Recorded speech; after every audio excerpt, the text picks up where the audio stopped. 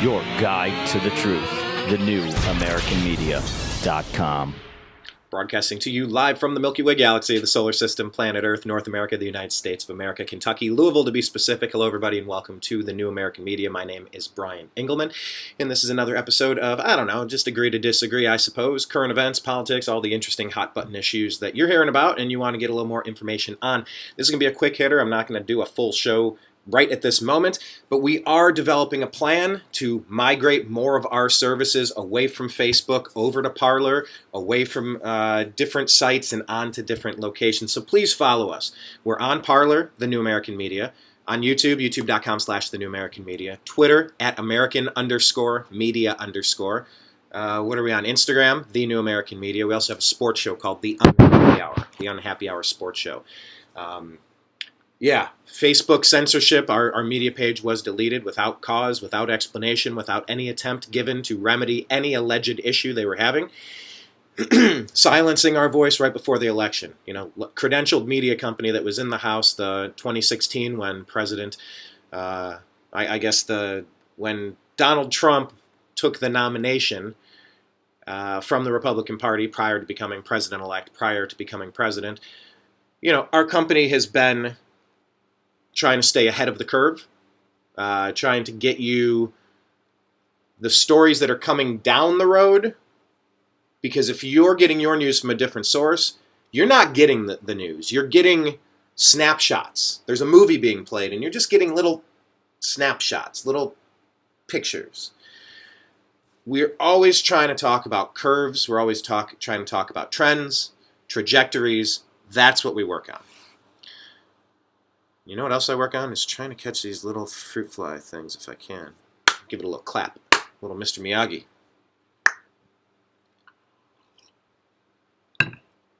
All right, real quick. Mike Pompeo. I just want to discuss this, so I want to play you the clip, and I want to get your thoughts. We'll probably do a full show on this later. I'm going to turn this up as loud as I can. Hopefully this works. This is Mike Pompeo yesterday being asked, what is this? A press conference briefing on November 10. This is the Secretary of State responding. There are questions about the State Department and what they're doing to prepare. Some people are calling Joe Biden president-elect. That hasn't happened. So that's disingenuous. That's wrong. That's factually incorrect by the media.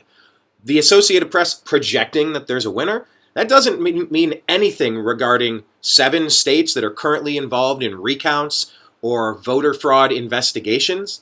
This isn't done. It took, a month and a half for Al Gore to finish counting Dade County and hanging Chads? Like, this stuff happens. So it's not president-elect. It's a presumptive by some, a presumptive by many, a presumptive by most. But this isn't done. If the Patriots can come back and beat the Falcons, if the Cleveland Cavaliers can come back and beat the Warriors down 3-1, it doesn't matter where you are. It matters how it finishes. So this is Mike Pompeo being asked. Here, I'll let the question play, and then I'll let you hear his answer.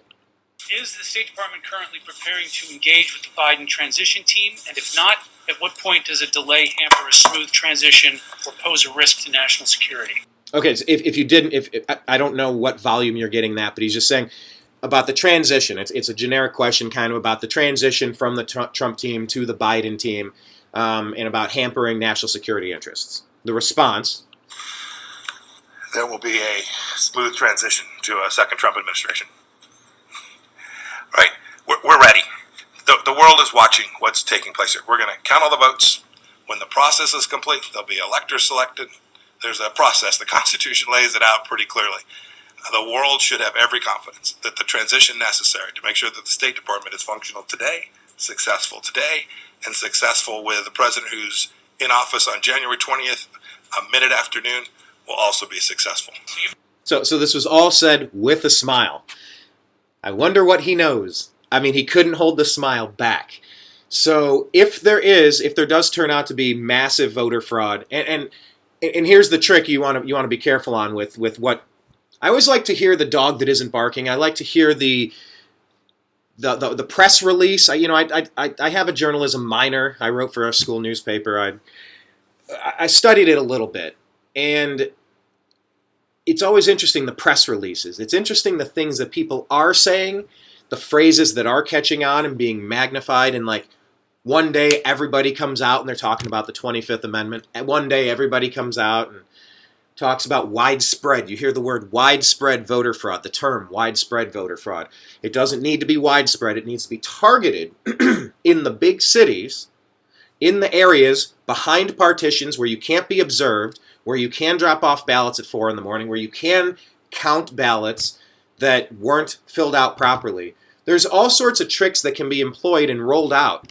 I'm sure there was a place in Cleveland ready to do this if Ohio was close enough to try. That's the allegation, at least. So, when this process is complete, what is it going to look like? Well, none of us know right now. What we know is that most of the legacy media companies have called this for Joe Biden.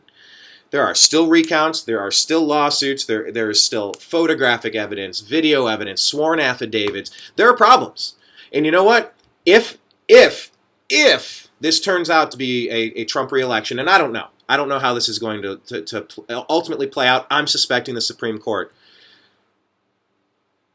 If there's a problem here, the people on the left only did this to themselves. If there was vote rigging, I guess if you lost and had to do it, then whatever. What do you have to lose? But on the flip side, the media and people trying to paint a narrative that there is a new president elected, right now, it's not accurate. And it's certainly in dispute by a lot of people. Worthy of investigation. Full-fledged investigation. And you know what? It's just like working at Burger King, spitting in your onion rings. Circling, screaming, I don't give a... with the windows down and the system up. So would the real Slim Shady please stand up and please put one of these fingers on each hand up and be proud to be out of your mind and out of control. And one more time, loud as you can. How does it go? Something like that. If you're working with a pancake company and you're pee into the batter, just take a whiz into the batter for all the pancakes. Once that's mixed up, that whole batch is ruined. So if the media is out there irresponsibly claiming that this election is over, and it turns out that entire batches of pancake batter have been defiled by some lunatics, that's the lunatics' fault. That's the losing side's fault. If they contaminate their own batches in their big cities, that's on them. That's on them. These are the allegations. I don't know what's accurate right now. I watched my Cleveland Indians blow a 3-1 lead to the Cubs. It crushed me. You have to find a way to move on. You don't burn streets down. You don't burn your cities down. You don't attack your countrymen. Can you say the same if it turns out that President Trump does get 4 more years, 2 terms, a second term? We've seen America on fire for a summer. All summer. Months and months. People getting shot in the middle of the streets. Getting attacked. Looted, burned, destroyed, vandalized, graffitied. If the media were out of control on this, and if they misreported, and if the people in some of these big cities, as being alleged, in Michigan, in Wisconsin, in Pennsylvania, in Georgia, in Arizona, in Nevada, and I think they've called North Carolina for Trump now. By the way, Alaska, what are you doing? Get your act together. So anyway, question of the day. What do you make of Mike Pompeo's comments? Type it below. Follow us on all the different platforms because we're putting different content out in different ways, different forms. We're rethinking how we're doing this. We're never going to stop.